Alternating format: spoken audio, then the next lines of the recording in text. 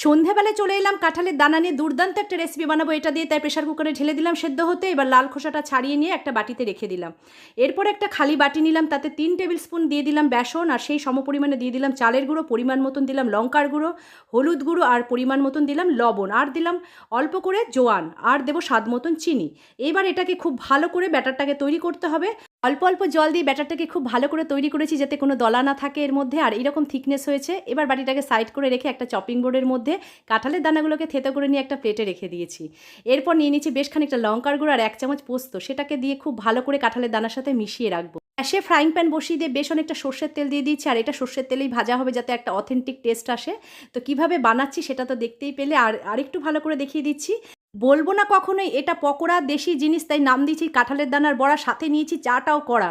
এরকম মুচমুচে ডালের পাতে কিংবা চায়ের সাথে একবার বানাও, আর অবশ্যই আমাকে জানাও, আর একটা লাইক একটা সাবস্ক্রাইব করে দাও, আর দেখা হবে নতুন রেসিপির সাথে।